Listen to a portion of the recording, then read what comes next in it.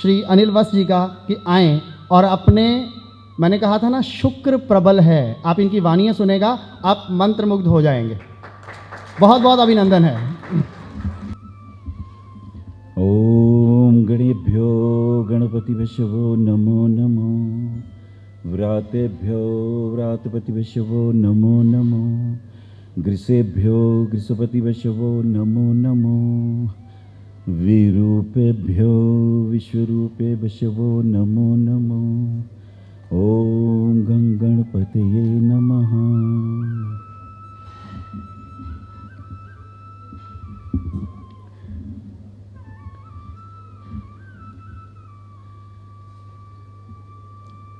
सभी मित्रों का हार्दिक अभिनंदन और स्वागत।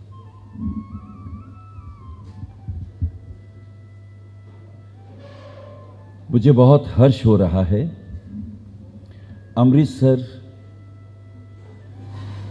ज्ञान की नगरी, गुरुओं की नगरी और ईश्वर की कृपा से मेरे जन्म स्थान की नगरी है। बहुत बहुत अभिनंदन आप सभी मित्रों का, दिव्य आत्माओं का, आपके अनंत तेज को, आपके तप को, आपके स्वाध्याय को नमन करता हुआ साधुवाद देता हूं अश्विनी गौतम जी को। उन्होंने इस पुण्य नगरी में इतना खूबसूरत भव्य ज्योतिष का ये सम्मेलन, जिसमें ज्ञान चर्चा, और ज्ञान चर्चा भी वो जो अनुभव से आई हो, एक चर्चा तो वो जो किताबों से पढ़ी हो, और एक चर्चा वो जो गुरु से सुनी हो, और एक चर्चा जो हमारे अनुभव से आई हो। वो ऐसी धारा प्रवाह होके बह रही है और हम सब उस ज्ञान चर्चा के श्रोता हैं। हम सब बहुत भाग्यशाली हैं और मैं सभी मित्रों का एक बार पुनः अभिनंदन और स्वागत करता हूं।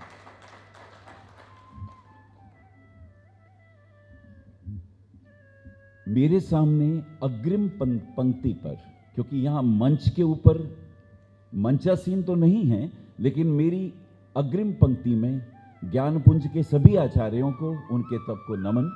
और मेरे बीच में बहुत से मित्रगण हैं, मैं संभवतः ज़्यादा नाम वगैरह नहीं जानता, लेकिन नाम ना भी लूं, लेकिन जो ज्योतिष और अध्यात्म के दृष्टिकोण से आगे बढ़ रहे हैं, उनको नमन तो हमेशा हमें करना ही चाहिए। क्यों? क्योंकि ज्योतिष क्या है? वेदस्य निर्मल चक्षु, वेद का निर्मल चक्षु है ज्योतिष। बिना चक्षु के तो वेद भी अंधा है। वेद को जब निर्णय करने होंगे, जब काल की गतियां करनी होंगी, जब यह तय करना होगा कि यह कब हुआ होगा, कब घटा होगा, तो उस वक्त तुम्हें ज्योतिष चाहिए। ज्योतिष तय करता है, ज्योतिष बताता है तिथियों के राज को, ज्योतिष बताता है वार के राज को, ज्योतिष नक्षत्र की शैलियों को गुनता है, ज्योतिष योग को, करणों के रहस्यों को प्रकट करता है। पंचांग के रहस्यों को यदि कोई जान सकता है तो उसके ऊपर बहुत आशीर्वाद, प्रभु की कृपा होती है, और ऐसा व्यक्ति जीवन में, हमारे सबके जीवन में, हमारे योग और क्षेम के अंदर सहायक होता है आगे बढ़ने के लिए। आज डॉक्टर एस रावत जी ने गज केसरी योग की व्याख्या की और उन्होंने मेष लगन से लेके मीन लगन तक की गज केसरी योग की यात्राओं के बारे में हमें बताया। बहुत सारगर्भित उद्बोधन रहा और बहुत प्रेरणा भी मिली, बहुत कुछ रहस्य भी उसमें, जो पढ़े थे हमने, जो सुने थे हमने, जो भूल गए थे, फिर से याद हो गए। उनके इन अद्भुत रहस्यों को सोचता हुआ मैं सोच रहा था चलो गज केसरी योग पे ही और कुछ बोलें। फिर मेरे मन में आया कि कुछ धारा को थोड़ा सा पलटे, क्योंकि गज केसरी योग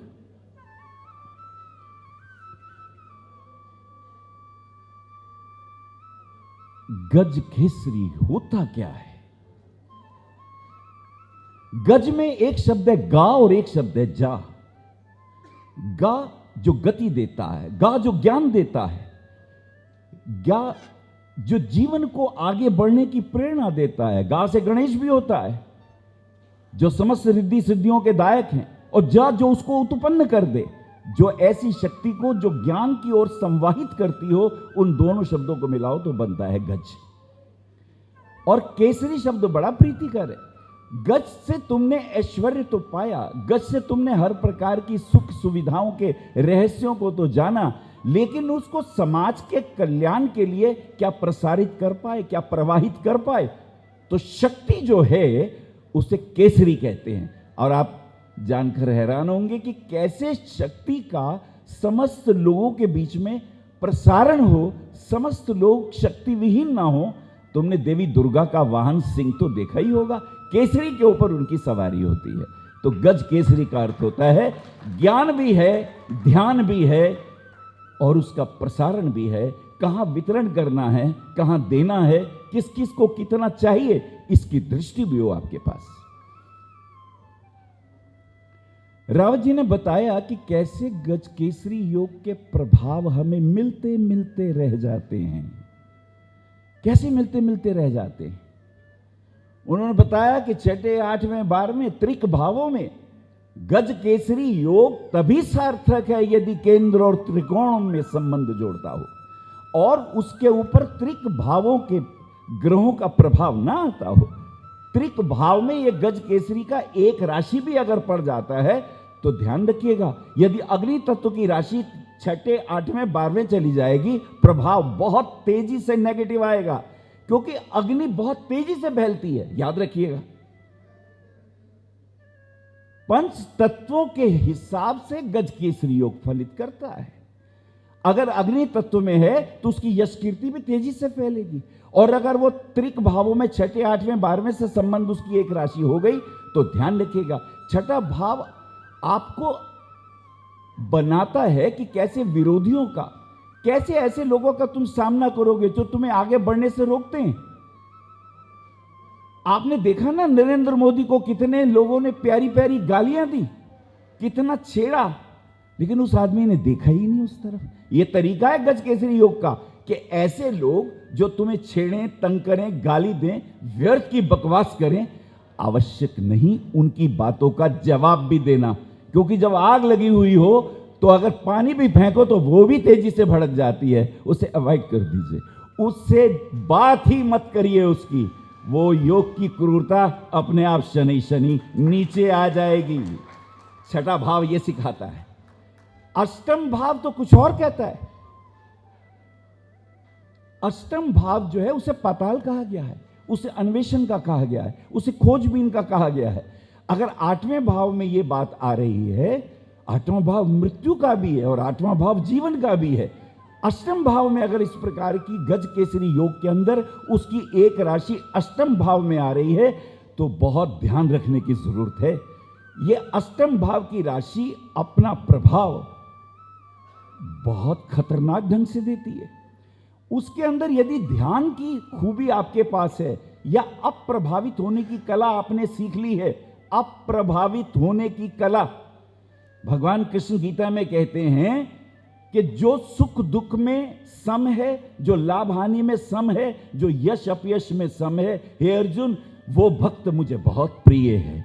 तो छठे भाव से शत्रु, रोग, छठे भाव से अधिकार, छठे भाव से आपकी परीक्षाएं, अष्टम भाव से भूमि के गर्भ में क्या है, पितरों की संपत्ति जो तुम्हें मिलनी थी उसके रहस्य क्या हैं, विदेश जाने के पिछले जन्मों के संपर्क क्या हैं, और गूढ़ भाव है ये।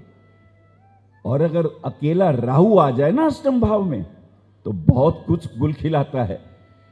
राहु पूर्व जन्मों के कर्मों को बताता है। मैं अपने विषय पे आ रहा हूं, मेरा विषय होगा आज राहु और केतु। आपको राहु केतु के बारे में कुछ आनंद दिलाऊं।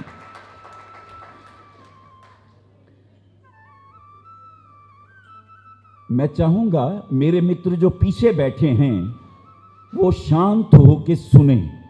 मैं मूल विषय पे आ रहा हूं और मैं चाहता हूं ये सभी आत्माएं जो पंच तत्वों से अपने शरीर को धारण करती हैं, जिनके भीतर सूर्य आत्मा के रूप में है, चंद्रमा मन के रूप में है, वो छठे, 8वें, 12वें भावों के प्रभावों से मुक्त हों और सामने बैठ के ध्यान से सुने।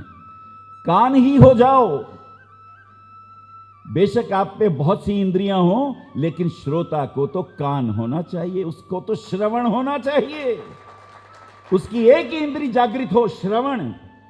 बीच में कोई बोले तो सुनो भी मत, तो तुम पाते हो। नहीं, तभी राहु केतु के आशीर्वाद मिलते हैं। ये बात सुन लो फिर से, राहु के केतु आशीर्वाद तभी मिलते हैं जब हम सुनते ज्ञान से हैं। क्यों?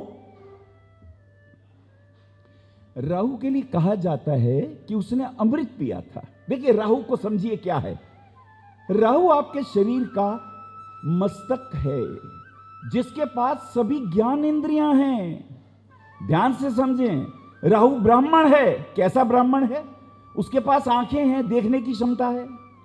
उसके पास कान है, सुनने की क्षमता है। उसके पास घ्राण इंद्रिय नासिका है, सूंघने की क्षमता है। उसके पास वाक इंद्रिय बोलने की क्षमता है, लेकिन उसके पास स्पर्श करने की क्षमता नहीं है, हाथ वगैरह नहीं है, पैर नहीं है जो वो गति कर पाए।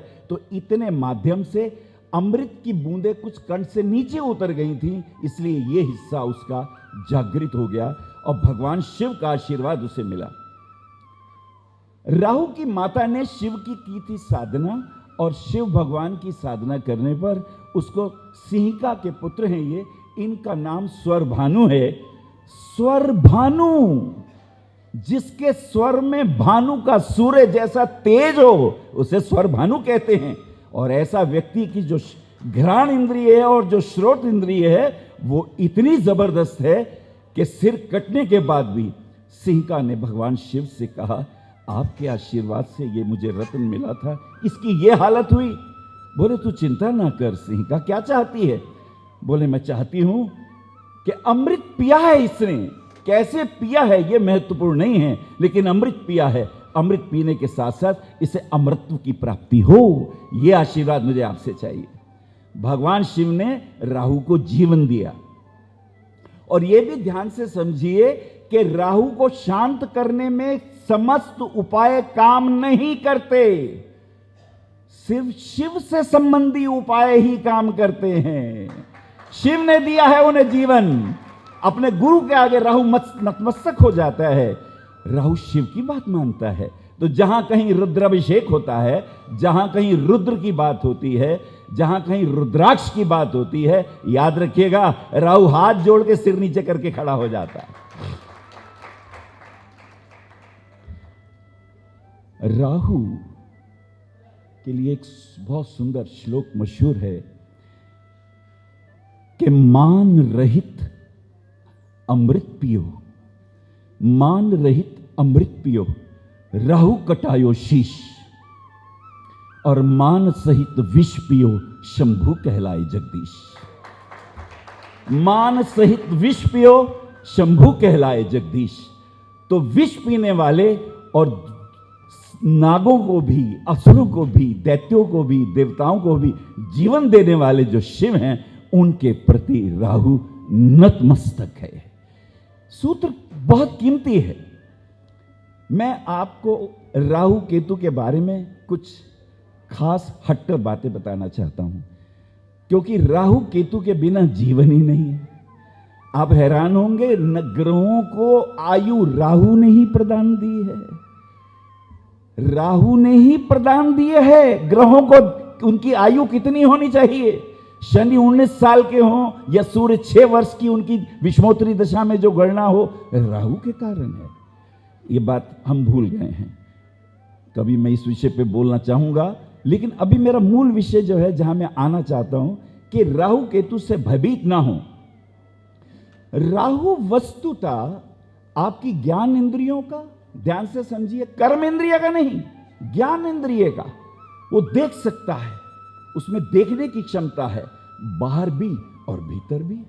शुभ प्रभाव हो तो भीतर भी देखता है, तो अपने चक्रों को भी देखता है, तो अपना स्वाध्ययन भी करता है। एक इस स्वाध्याय का क्या अर्थ होता है? स्व, अपना अध्ययन, ना कि दूसरों का लिखा हुआ वो पढ़ने को स्वाध्याय नहीं कहते। स्व, अपना अध्ययन, अपनी मीमांसा। राहु अध्ययन, स्वाध्ययन करने की प्रेरणा देता है। अतीन्द्रिय ज्ञान का भी कारक है, क्योंकि कमाल की बात है, इसका सिर कट गया है, लेकिन फिर भी इसके पास बहुत सी दिव्य शक्तियां हैं भगवान शिव के आशीर्वाद से।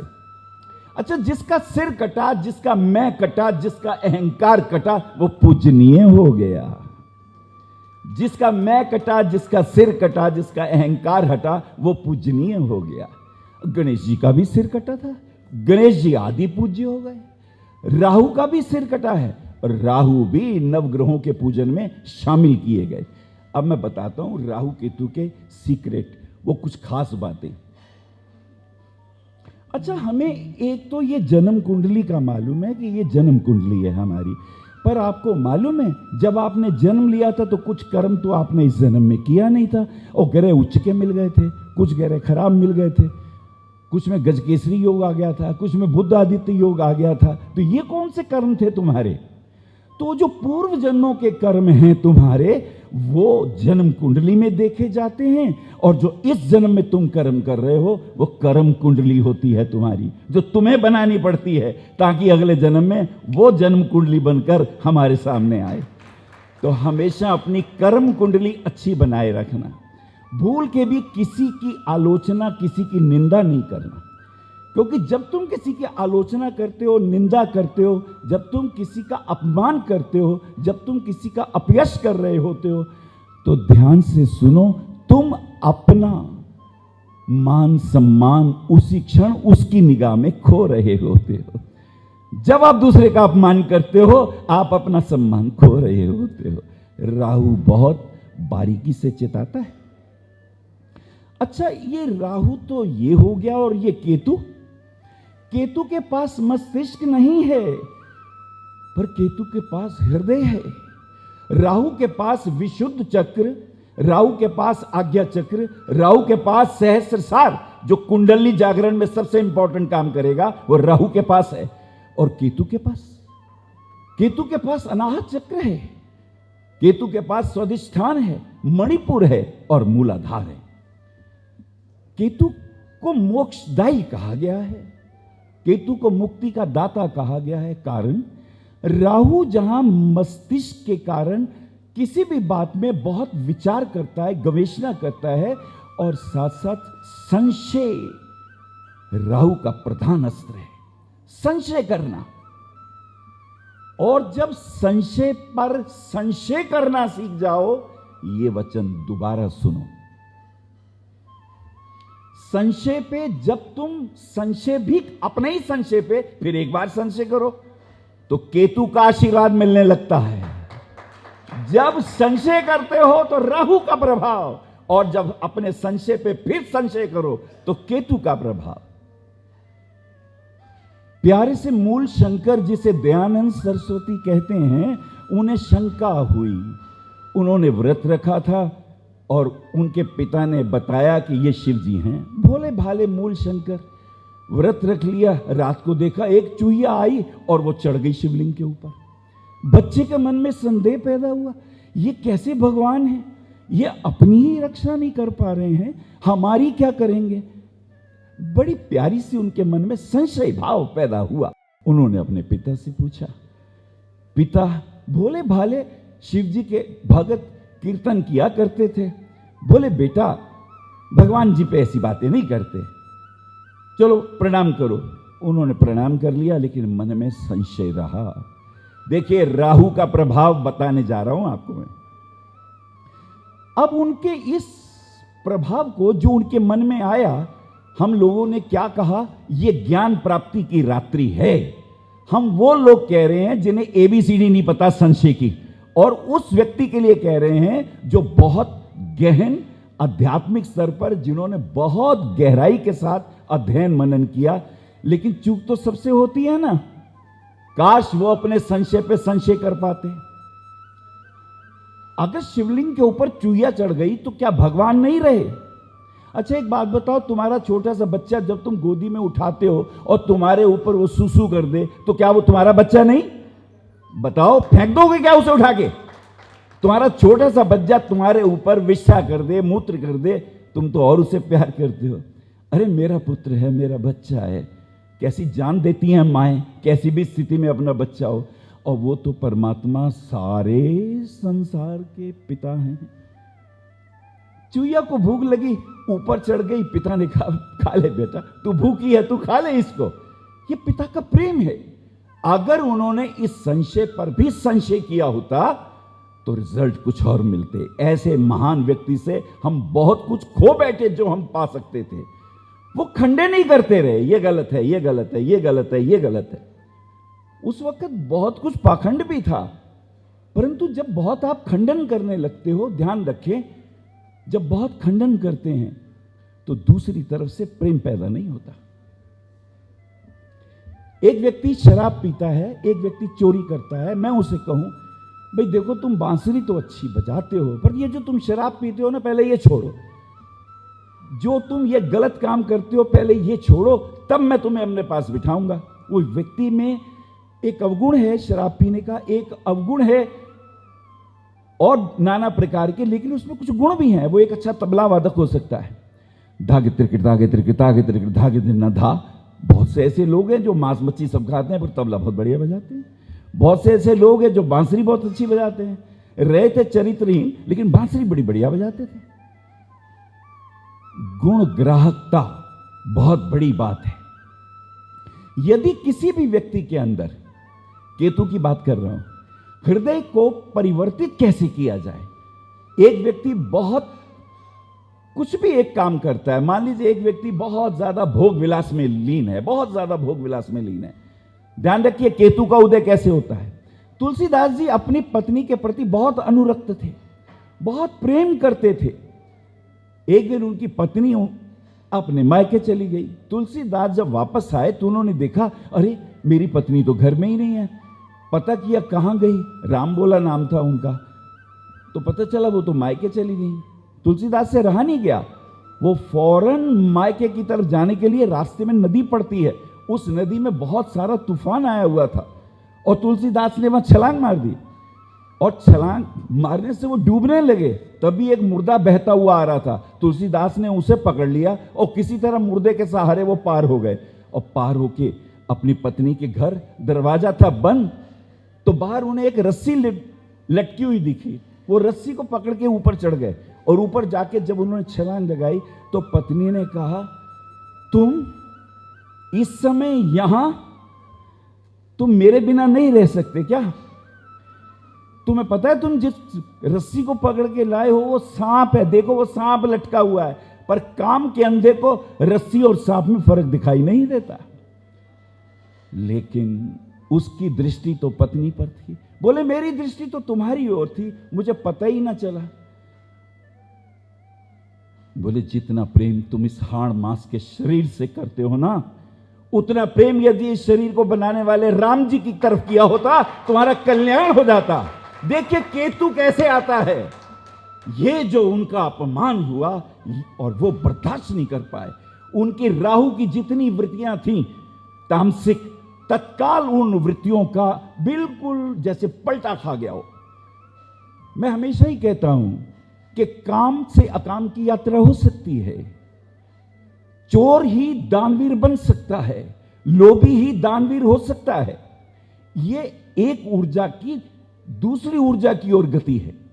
पिछले सम्मेलन में मैंने बताया था बहुत अधिक क्रोध करने वाला ही थोड़ी देर बाद जाके कहता है क्षमा करें, मैं चाहता नहीं था, मुझसे अनजाने में हो गया, प्लीज मुझे माफ कर दीजिए। अत्यधिक क्रोधी ही क्षमा मांग सकता है और अत्यधिक लोभी ही दानवीर भी बन सकता है। ऊर्जाओं का रूपांतरण है ये। तुलसीदास जी ने अपनी पत्नी से डांट खाने के बाद जो उनके हृदय पे आघात हुआ, ये केतु हृदय पे अनाहत चक्र पे आघात हुआ और तत्काल उनके मन में भाव आया राम। राम कहां है? नाम भी राम बोला था और राम को ढूंढने की प्रक्रिया में तुलसीदास निकल गए। केतु ने उन्हें राम जी की ओर जोड़ने का मार्ग बता दिया, इसलिए केतु को मुक्तिदाता भी कहते हैं। राहु छल करता है, राहु प्रपंची है, राहु धूर्त है, राहु झूठी कस्में खिलाता है, राहु स्वार्थ सिद्धि करता है। तुम्हारा कितना ही नुकसान हो जाए, राहु अपना फायदा सोचता है।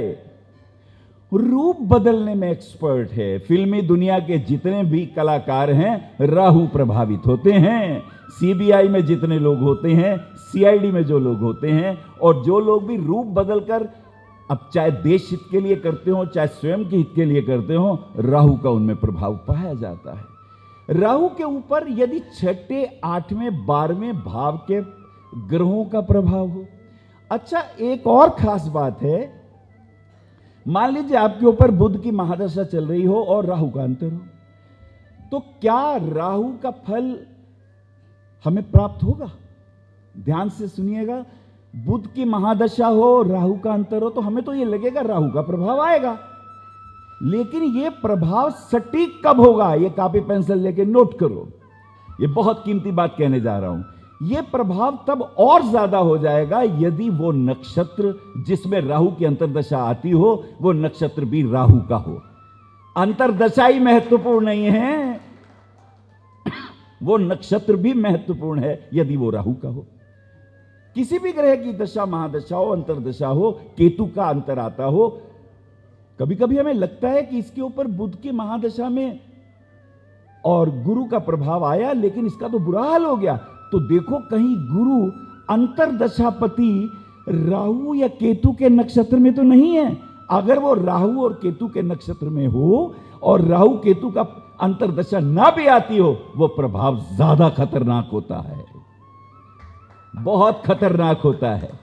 नक्षत्र अगर राहु केतु के हैं, 6 नक्षत्रों को हमेशा याद रखिए अगर बड़ा ज्योतिषी बनना है तो। अब देखिए आपकी जन्मपत्री में कितने ग्रह राहु और केतु के नक्षत्र में हैं। अब उस राहु केतु की दशा अंतर्दशा ना भी आती हो, लेकिन किसी अन्य ग्रह की दशा आती हो और उसका अंतर्दशापति राहु या केतु के नक्षत्र में हो। अब केतु अश्विनी में है, मूल है, ये सब केतु के नक्षत्र हैं। राहु के जो नक्षत्र हो उनमें अगर किसी भी अंतर्दशापति का प्रभाव आएगा तो वो ज्यादा खतरनाक होता है, और तब तो और भी ज्यादा खतरनाक हो जाता है यदि वो त्रिक भाव में हो, 6ठे, 8वें और 12वें में हो, तब उसका प्रभाव और भी ज्यादा हो जाता है। राहु जब कभी अपना प्रभाव देता है, ध्यान से समझें, आपके सिर की चैतन्य इंद्रियों को प्रभावित करता है। आपके शरीर में मस्तिष्क पर राहु का प्रभाव है, और मस्तिष्क से जो आप निर्णय लेंगे वो संशयात्मक होंगे। मस्तिष्क से जो निर्णय लेंगे, अब जो लोग अपने स्वार्थ के लिए, अभी किसान आंदोलन हुआ तो कुछ लोग तो सताए हुए थे, कुछ लोग उनसे आनंद ले रहे थे, अपना उल्लू सीधा कर रहे थे, और वो जो अपना उल्लू सीधा कर रहे थे, स्वार्थ साधने वाले लोग, ये राहु से प्रभावित लोग हैं जो स्वार्थ साधना के लिए देश को किसी भी विकट परिस्थिति में डाल सकते हैं, देशद्रोह कर सकते हैं, या आपस में भाइयों को लड़ा सकते हैं। इनकी स्वार्थ सिद्धि बड़ी खतरनाक है। महाभारत में शकुनी ने इसलिए युद्ध करा दिया। आपको पता है शकुनी ने क्यों युद्ध कराया था? मैं राहु को परिभाषित करने जा रहा हूं। शकुनी के पिता के साथ धृतराष्ट्र और उसकी सेना ने अपमान किया। पिता ने मरते वक्त शकुनी से कहा, क्या तू मेरे अपमान का बदला लेगा? मेरे साथ अपमान किया, मेरे वंश को नष्ट कर दिया इन कौरवों ने। शकुनी तू मुझे बता। शकुनी पितृभक्त था, बोले मुझे आदेश दे। बोले देख, तू चौसर खेलने में एक्सपर्ट है, मैं तुझे सिद्धि प्रदान करूंगा। कैसी सिद्धि? बोले वो जो पासे होंगे ना मेरी मृत्यु के बाद, जो मेरी रीढ़ की हड्डी के स्पाइन के मस्तिष्क के साथ लगे हुए जो स्पाइनल कॉर्ड के अंश होंगे, उसके तुम पासे बनाना। पासे तुम उसके ही बनाना, नीचे के मत बनाना। वो केतु से प्रभावित हैं, जो सिर के पास हैं, गर्दन से ऊपर हैं, वो राहु से प्रभावित हैं। बोले उसके पासे बनाना, और पासे बना के तुम जब भी जो नंबर मांगोगे मैं वही नंबर ले आऊंगा, मैं उसमें जीवन डाल दूंगा, मैं गति कर दूंगा, मैं तुझे हारने नहीं दूंगा, लेकिन तुम उससे वचन दे कि तू इनका नाश करेगा। अब राहु प्रभावित शकुनी अपने पिता का बल पाके छल बल से, आप सब जानते हैं किस प्रकार से छल बल किया उसने, और अपने उद्देश्य को प्राप्त किया। मात्र अपने परिवार का वंश नाश होते हुए कैसे? जबरदस्ती गांधारी का हरण कर लिया गया था। बोले हमारी बहन का हरण किया तो पिता बर्दाश्त नहीं कर सके, शकुनी बर्दाश्त नहीं कर सका, और उस अपमान का बदला लेने के लिए शकुनी ने कभी भी कौरवों को, उनके राजकुमारों को सही शिक्षा नहीं दी, अपना उद्देश्य प्राप्त किया। तो राहु उद्देश्य प्राप्त करता है छल और कपट के द्वारा, जब राहु की दशा अंतर्दशा होती है। अब ये राहु, अगर आपके राहु की दशा शुरू हो गई और राहु मान लीजिए आपके लगन में है, और तो स्वभावतः केतु सामने होगा, तो क्या प्रभाव आएगा? ध्यान रखिएगा, राहु जिस राशि में होता है, राहु शनि व्रता, राहु शनि की तरह आचरण करता है।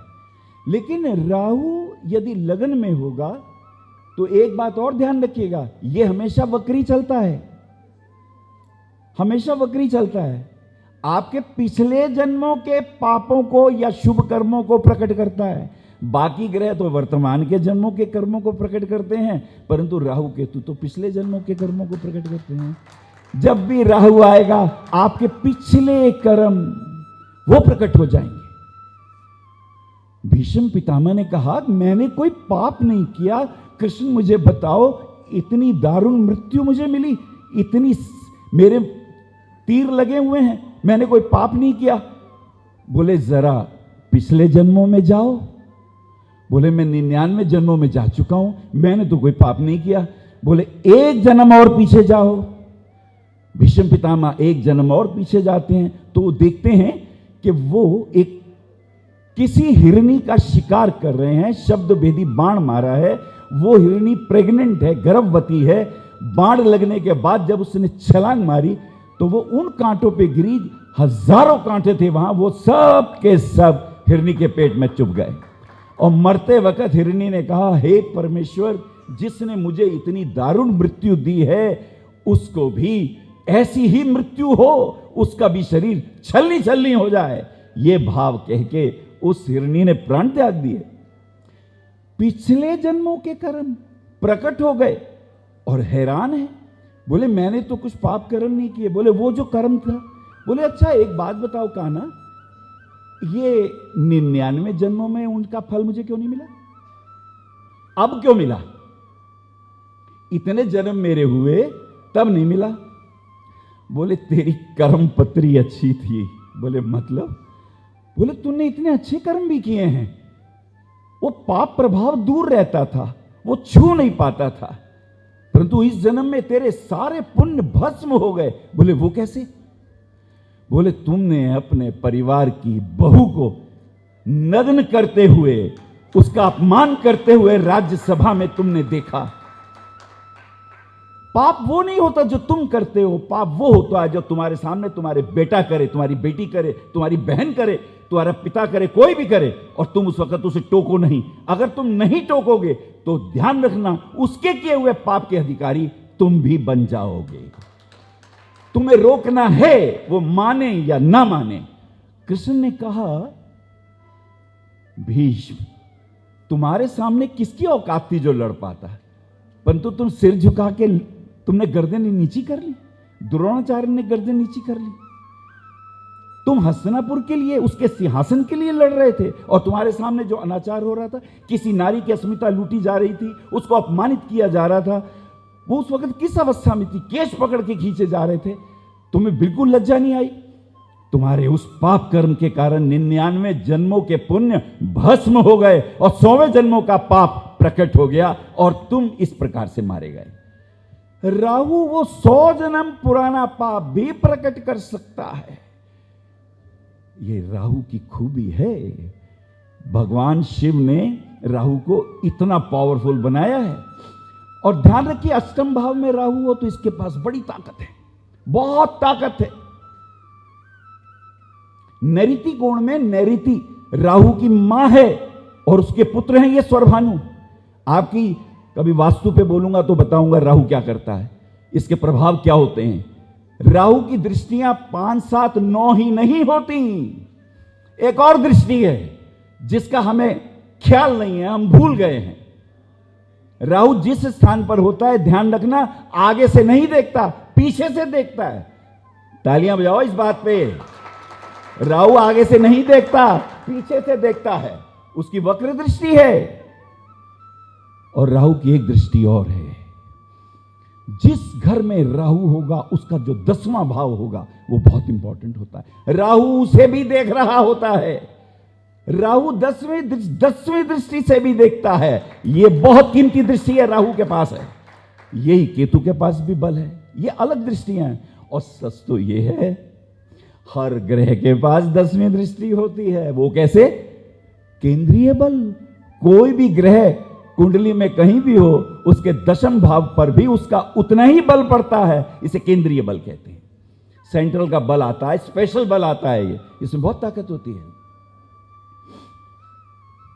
लगन में राहु जिस राशि में होगा और जिस नक्षत्र में होगा, नक्षत्र का जो चरण होगा उसका जो अधिपति होगा उसका बल ले लेगा, जिस राशि में है उसका बल ले लेगा। और ध्यान रखिएगा, यह बल लेके राहु क्या फलित करेगा? अगले नहीं, पिछले कर्मों को वैसा लाके सामने लाएगा। यह राहु का ऐश्वर्य है। द्वितीय भाव में आपके परिवार से, आपके कुटुंब में अगर आप होंगे, लोग कहते हैं यार शादी करी लड़के की, ये तो उसके बाद ही अलग हो गया।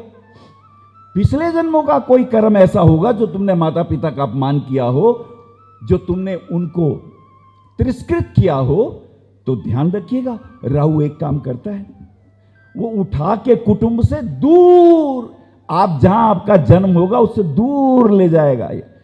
दूसरे भाव में हो तो कुटुंब का भाव है। विद्या का भाव तो है, बचपन की विद्या है, लेकिन कुटुंब का भाव है। तीसरे भाव में राहु होगा। देखिए 5, 7, 9 दृष्टियों के फल, ये बड़ा गहरा विषय होगा।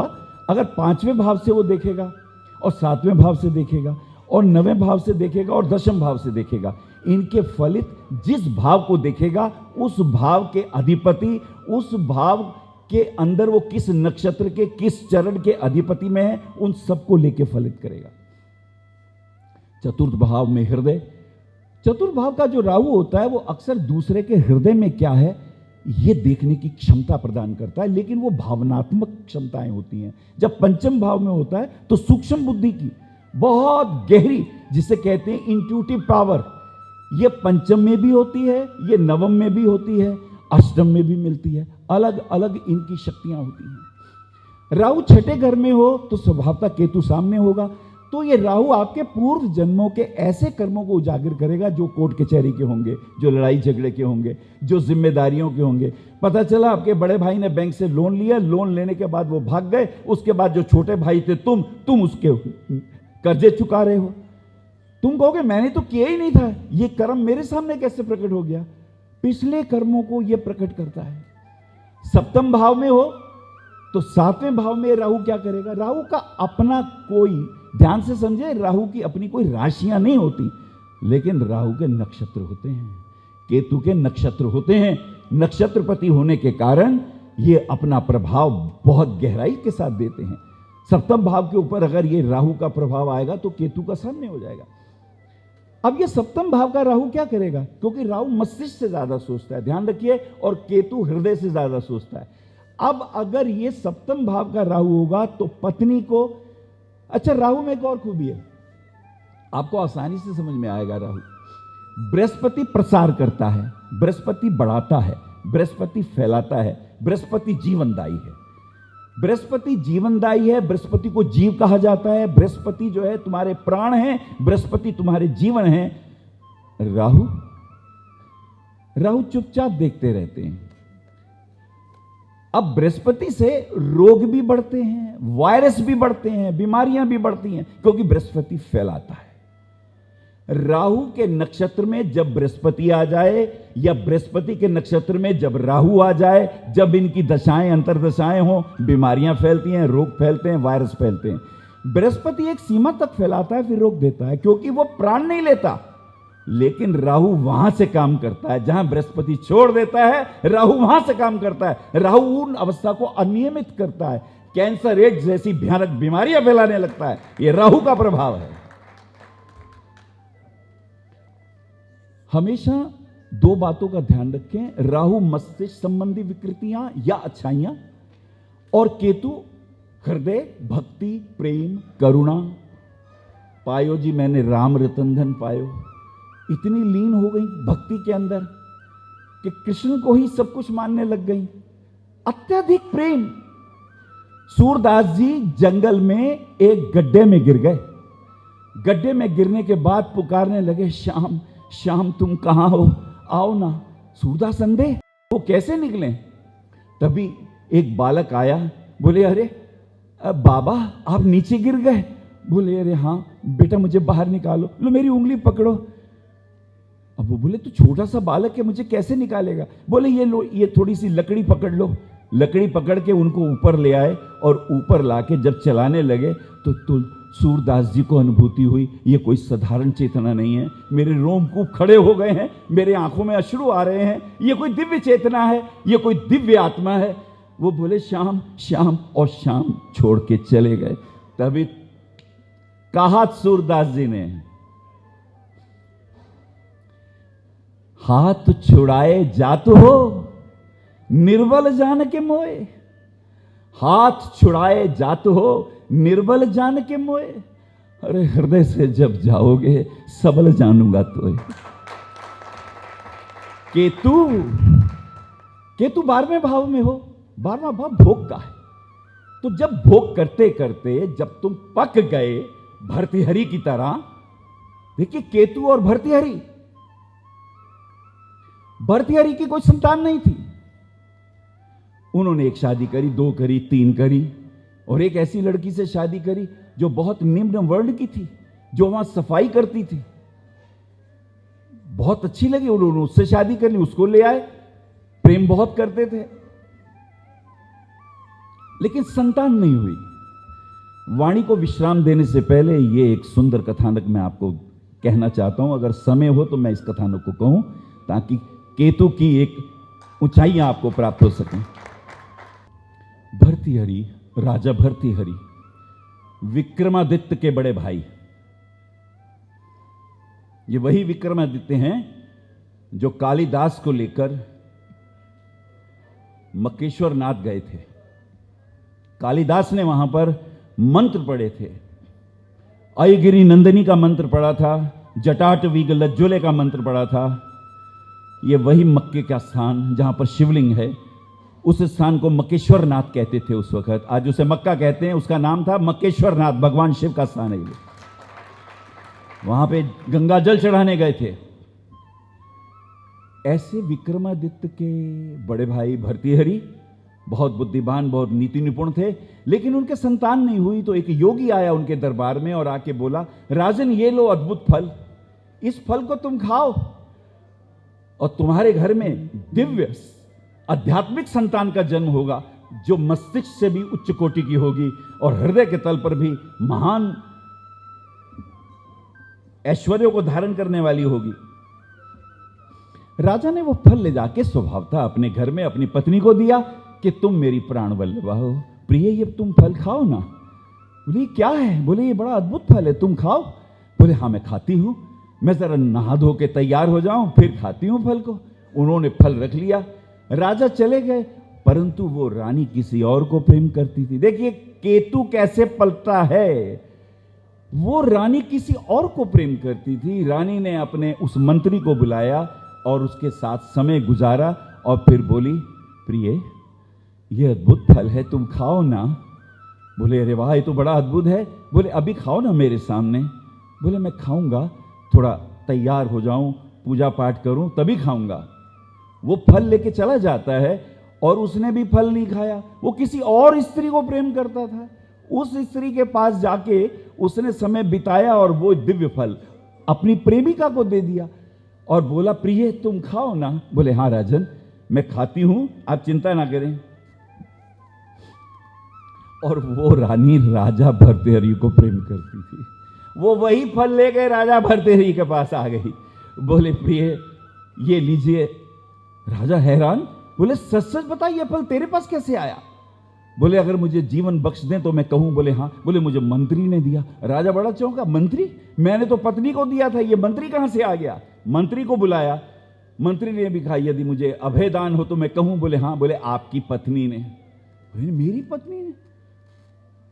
और पत्नी को जब बुलाया तो पत्नी बोली हाँ मैंने इन्हीं को दिया था। तभी उनके मन में वो जो राहु का प्रभाव था, वो जो ऐश्वर्य, वो जो हर प्रकार के सुखों को भोगने वाली वृत्तियां थीं, वो तत्काल टर्न हो गईं। और उस वक्त भर्तृहरि ने एक श्लोक बोला, याम चिंतयामि मयि सा विरक्ता, जिसका मैं पत्नी का दिन रात चिंतन करता हूं, जिसके रूप को, जिसके ऐश्वर्य को मैं गाता फिरता हूं, मयि सा विरक्ता, वो मुझसे इतनी विरक्त है। ऐसापि अन्य अनुरक्ता, और वो किसी और मंत्री के प्रति अनुरक्त है। ऐसा मंत्री गणिका, और वो मंत्री किसी गणिका को प्यार करती है। ऐसा गणिका माम, और वो गणिका मुझसे प्रेम करती है। मुझे धिक्कार है, ऐसे मंत्री को धिक्कार है, ऐसी पत्नी को धिक्कार है, ऐसे गणिका को धिक्कार है। और केतु कैसे पलटा खाया, वो योगी राज भर्तृहरि नाथ बने। हमारे 84 सिद्धों में भर्तृहरि नाथ जो हैं ये वही हैं। कैसे राहु संसार के ऐश्वर्यों से जब आपको विरक्ति प्रदान करता है, तब कहीं जाके आपको सत्य का बोध, आपको लगता है ये तो बेकार है, ये मृत्यु तो छीन ही लेगी ना, ये मेरा वैभव छीन लेगी, धन छीन लेगी, पत्नी छीन लेगी, बच्चे छीन लेगी, ये मेरा राज्य छीन लेगी, ये सब कुछ छीन लेगी, ये मृत्यु तो सब कुछ छीनेगी। तो फिर बचा क्या? ये 60-70 साल में जो मैंने झूठ से, कपट से, धूर्तता से, दूसरों को अपमान करके, दूसरों को पीड़ा देके जो मैंने कमाया है, अर्जित किया है, ये तो व्यर्थ हो गया। मैं अपने को बिना जाने ही विदा हो रहा हूं। 84 लाख योनियों में इतनी महत्वपूर्ण योनि पाकर भी यदि सत्य का मैंने साक्षात्कार नहीं किया, सत्य को नहीं जाना, बिना सत्य को जाने मैं विदा हो गया, तो मेरे से ज्यादा निर्बल कोई भी नहीं, मेरे से ज्यादा गरीब कोई भी नहीं। केतु सत्य की ओर लेके जाता है, इसलिए केतु को कहते हैं ये मोक्षदायी होता है। यदि 12वें भाव भोग की वृत्तियों से आप थक जाओ तो आप वैराग्य की तरफ चले जाते हो। राहु केतु के इस थोड़े से छोटे से उद्बोधन से मेरे मन में भाव आया था कि मैं आपके सामने ये राहु केतु के अद्भुत रहस्यों को रखूं। और मैंने बहुत समय लिया आपका, पर मैं सोचता हूं अगर इन सब लोगों में से किसी एक का भी मन रूपांतरित हुआ होगा तो ये केतु उन्हें उन्नति के मार्ग में सूर्य और चंद्रमा जैसा यश देने वाला बनेगा। मेरी बातों को इतने प्रेम से सुना, मैं वाणी को विराम देता हूं। मेरे प्रणाम स्वीकार करें। आप आचार्य श्री अनिल वत्स जी के आध्यात्मिक प्रवचन, ध्यान व ज्योतिष संबंधी मासिक राशि फल फेसबुक, यूट्यूब, www.astroanilvats.com पर भी देख सकते हैं। For appointment, भविष्य कथन, Monday to Saturday, 11 AM to 6 PM, BE 279, Street number 6, Harinagar, New Delhi 110064.